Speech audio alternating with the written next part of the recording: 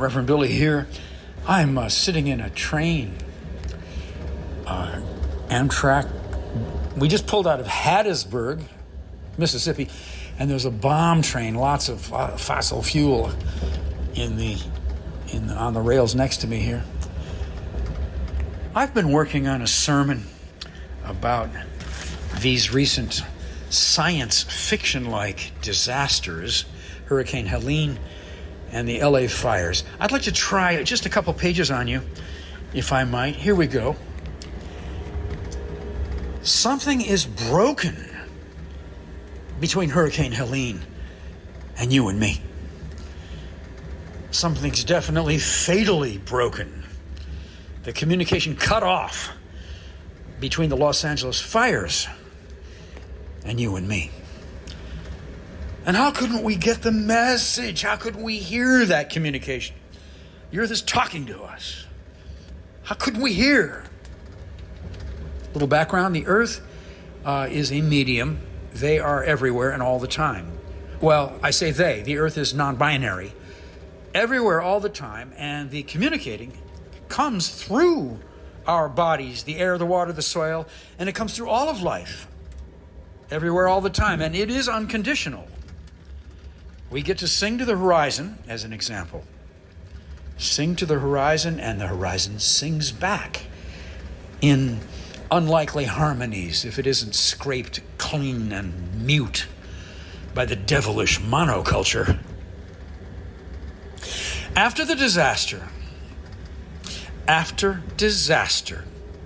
the survivors are utterly and completely radical. The earth waits and doesn't keep the disaster going. The earth waits to see what we'll do. Meanwhile, the earth is laughing as the survivors get right into their gift economy, sharing, helping, unwinding the shock, unraveling the mysteries, and then doing this with a kind of surprise love. That's the first 2 pages. This is Reverend Billy. Let's get on with the radio show, Earth Riot.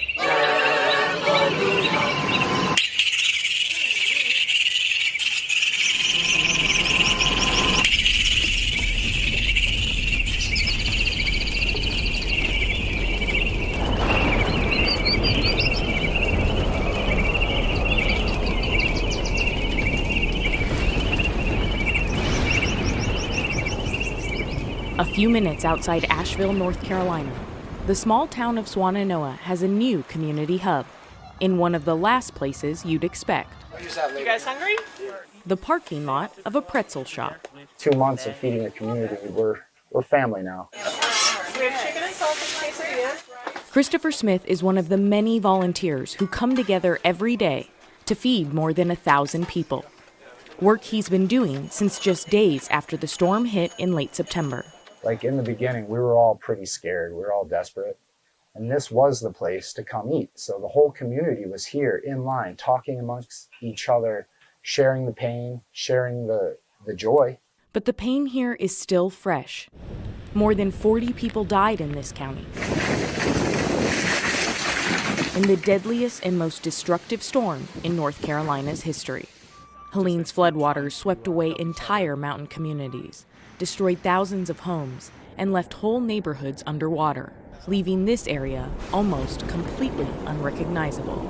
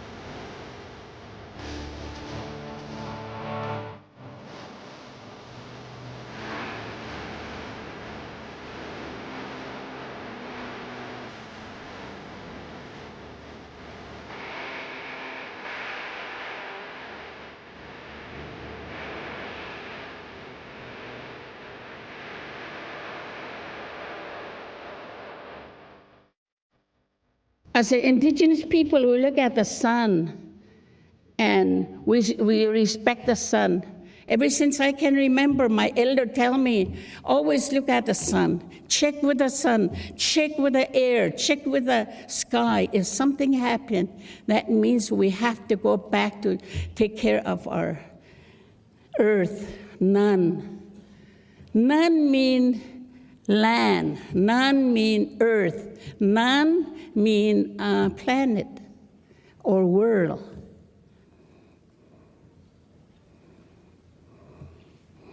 Global warming, climate change is real. I think we are doomed. Some say God will help us, but it's not only up to the God. We have to meet God halfway too. Each of us had to make that transition. By the 4 R's, I call it: recycle, reduce, reuse, and refuse. Get away from oil. Turn to alternative energy, solar, wind, small hydro, other than oil, anything other than oil. Respect the fire, respect the sun. That doesn't mean you're going to own the sun. That doesn't mean you're going to be the sun lord. I am not the only one. I am not the only one. I am not the only one. I am not the only one. I am making you see. I am not the only one. I am making you feel. I am not the only one. I am making you see. I am not the only one. I am not the only one. I am making you see. I am not the only one. I am shaking, I'm shaking, shaking, I'm shaking. I'm moving the ground. I am not the only one. I am making you see. Shaking, I'm shaking, shaking, I'm shaking. I'm moving the ground. Shaking, I'm shaking, shaking, I'm shaking. I'm moving the ground.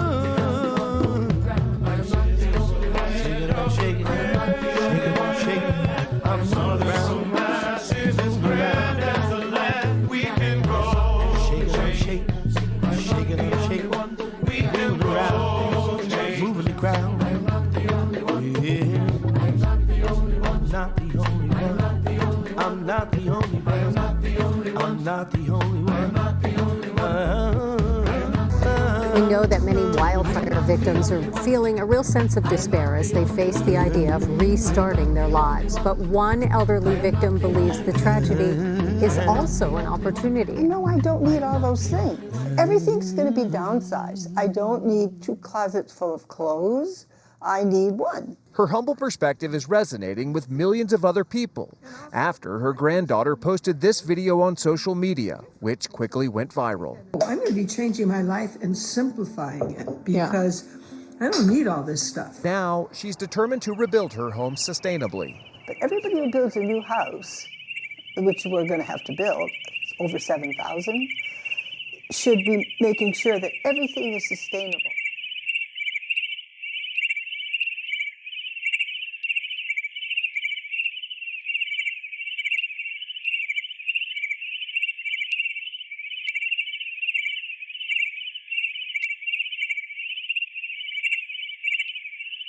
Hey, Reverend Billy again. I hope your earth riots nice and riotous.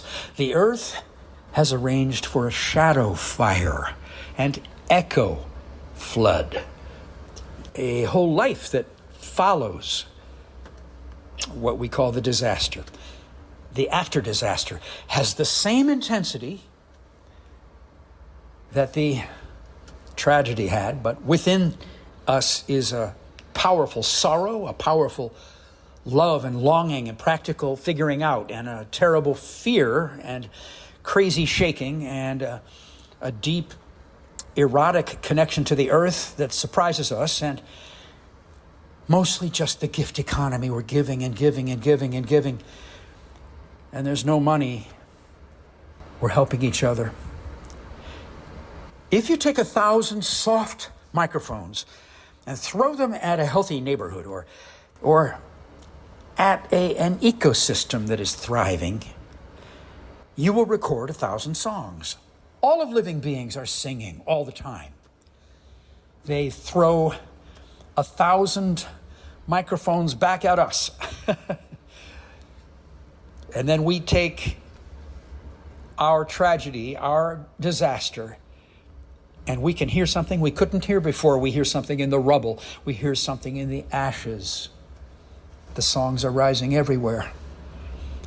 Instructions for us, for our radical love. Walking back into climate change. Turning our back on the strong men and the corporations and the fossil banks. Walking back into what people call something scary. Walking back at it. Because we know that it is life. It is the resurrection of the anarchy in our seed, in our soul. We will survive. We will give to each other everything we have, and give and give and give and give in the after disaster. That's where we are now. We always think the apocalypse is coming. No, we are in it. They're coming at us with their guns drawn. They're coming at us with saturation advertising and fundamentalist religion. And the police and the courts defend what existed before the fire and the flood, of course. But we have already changed. We have already changed. Earth-alleluia.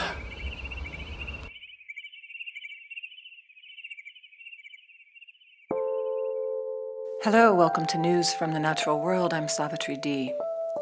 A new study reveals the surprising ways rattlesnakes have evolved to collect water in the desert. With garden sprinklers and video cameras at a well-known rattlesnake hibernaculum, scientists recorded nearly 100 snakes reacting to simulated rainfall.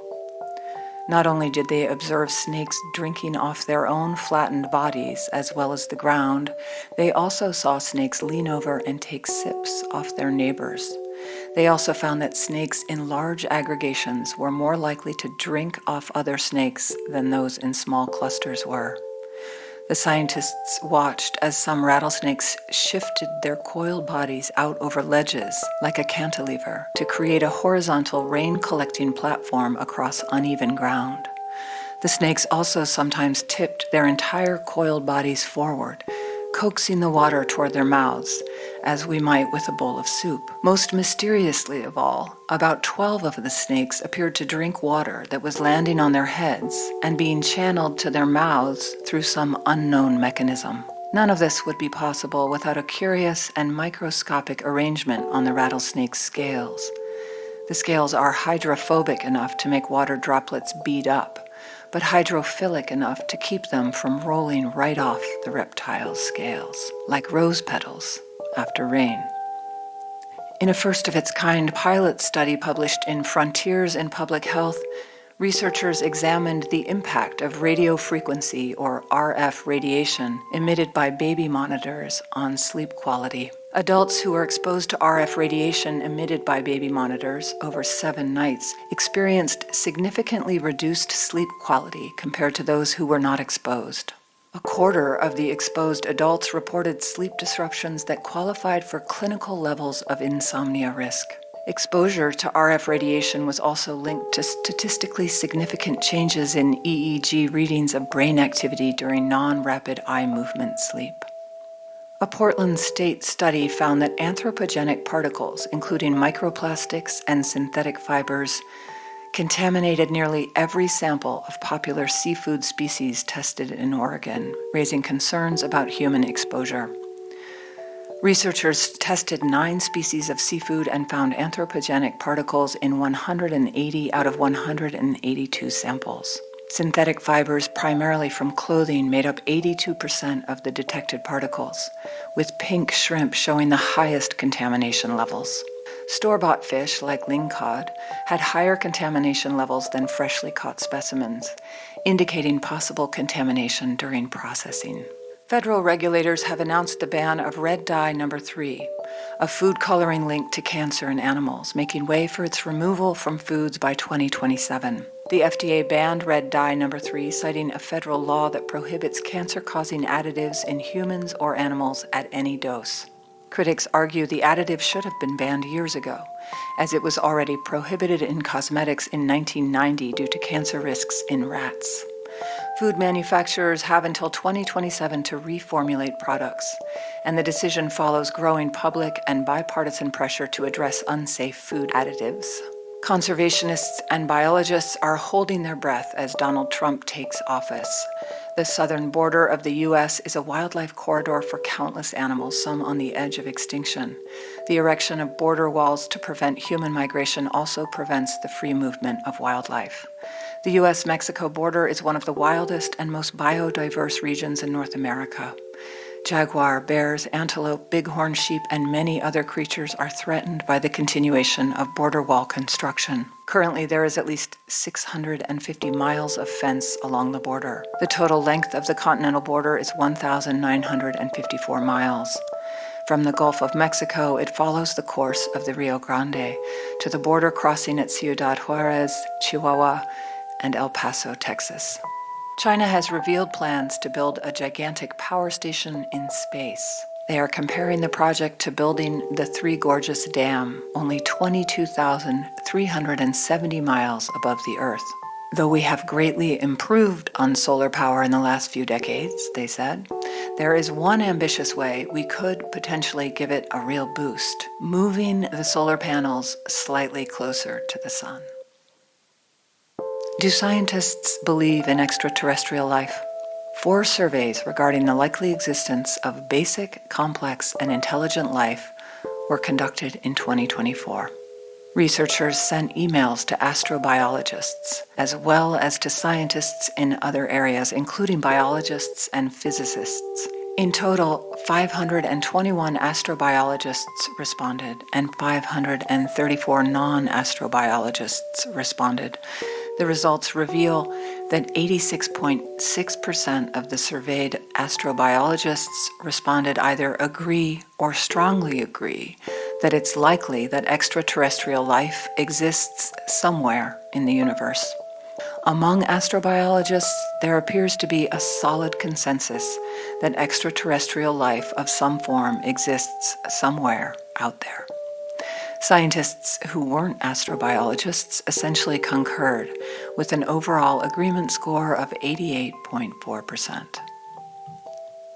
A slow climate feedback loop may be bubbling in the volcanoes beneath Antarctica's vast ice sheet. The continent, divided east to west by the Transantarctic Mountains, includes volcanic giants such as Mount Erebus and its iconic lava lake. But at least 100 less conspicuous volcanoes dot Antarctica, with many clustered along its western coast. Some of those volcanoes peak above the surface, but others sit several kilometers beneath the Antarctic ice sheet. Ice sheet melt has been shown to increase volcanic activity in subglacial volcanoes elsewhere on the globe. The unloading of ice sheets reduces pressure on magma chambers below the surface, causing the compressed magma to expand. This expansion increases pressure on magma chamber walls and can lead to eruptions.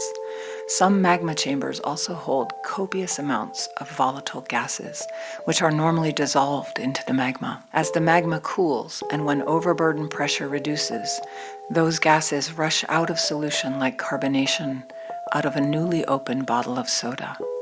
Los Angeles residents were warned against returning to their homes because of toxins.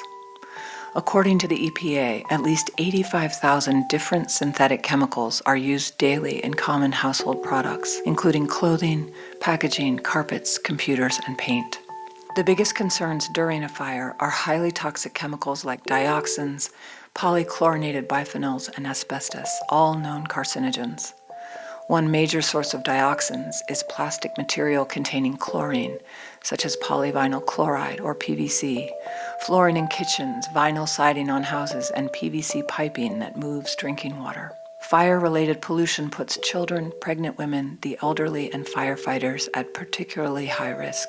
The fires in Los Angeles are acting as an uncontrolled hazardous materials incinerator, burning dangerous materials such as pesticides and the lithium-ion batteries now common in household devices and electric vehicles. Even tiny shards of glass can pose a risk through inhalation. Typically, cleanup of such properties is performed by professionals or disaster response teams. Smoke and toxic dust create a veneer of dangerous materials, even on top of things that haven't burned. Those attempting to sift through their belongings are urged to take precautions. A well-fitting N95 mask, goggles, and gloves should be the minimum protection, and a professional-grade respirator and full-body Tyvek suit are ideal. And now the sounds of extinction. Sunday, January 19th, 2025, marks the first day of a ceasefire between Israel and Hamas. After 15 months of bombardment by the IDF, the skies of Gaza may be quiet, and hear the sound of birdsong in Palestine.